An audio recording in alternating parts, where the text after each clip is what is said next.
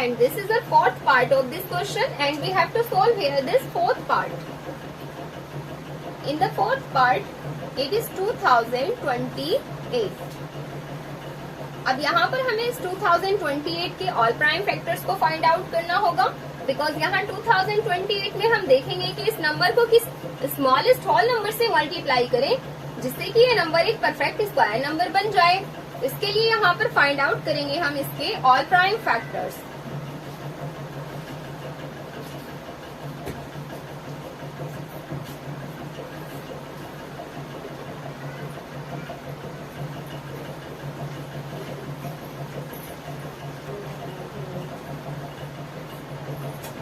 So as you can see, we found here all of the prime factors of this 2028. यहाँ पर हम 2028 के all prime factors find out कर चुके हैं.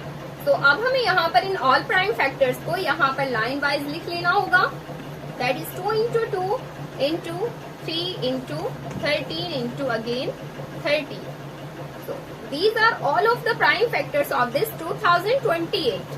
अब जैसे कि हमने यहाँ पर इन ऑल प्राइम फैक्टर्स को कॉपी कर दिया है, तो इसमें से हमें देखना है कि किस नंबर का पेयर बन रहा है एंड किस नंबर का पेयर नहीं बन रहा. मीन्स यहाँ पर हमें ये चीज फाइंड आउट करनी है कि हम इस 2028 को किस नंबर से मल्टीप्लाई करें जो नंबर परफेक्ट स्क्वायर बन जाए. तो ये चीज देखने के लिए सिंपली हमें ऑल प्राइम फैक्टर्स में से वो नंबर देखना होगा जो इनके पेयर में नहीं आ रहा है.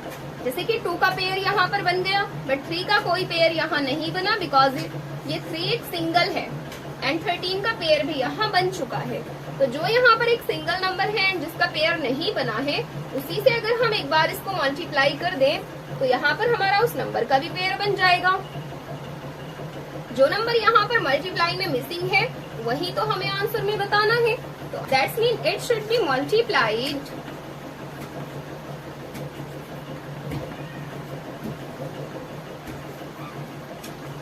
by 3 to get a perfect square.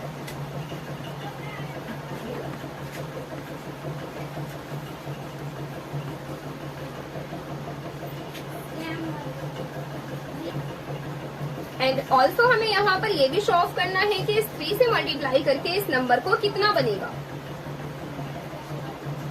अगर हम इस नंबर को 3 से मल्टीप्लाई करें so this will be 3 8s are 24 4 carries 2. Now 3 2s are 6 and 2 8 and 3 zeros are 0. Now 3 2s are 6. So after multiplying by 3 we got here the 6084, and we can say here that this 6084 will be a perfect square number, but we have to find here also the square root of this number.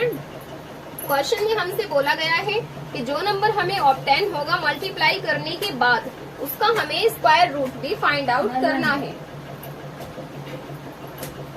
तो अब 6084 का square root क्या होगा ये चीज देखने के लिए इन ऑल फैक्टर्स में से हम 1 by 1 फैक्टर को उठाएंगे. जैसे कि यहाँ पर ये 2 का पेयर है तो एक बार यहाँ 2 को ले लेंगे, एंड यहाँ ये 3 का पेयर अभी तो नहीं बना था, बट जब हम 3 से एक बार और इसको मल्टीप्लाई कर देंगे तो अब हमारे पास ये 3 का पेयर बन चुका है. एंड एक फैक्टर यहाँ इस 13 में से ले लेंगे बिकॉज ये 13 का एक पेयर है. Simply we have to multiply here all of these factors. 13 3s are 39 and 39 2s are 78. That means we can say here this 6084 is the square of this 78, or we can say this 78 is the square root of this 6084. So this was the answer of this part. Now let's come to the next part.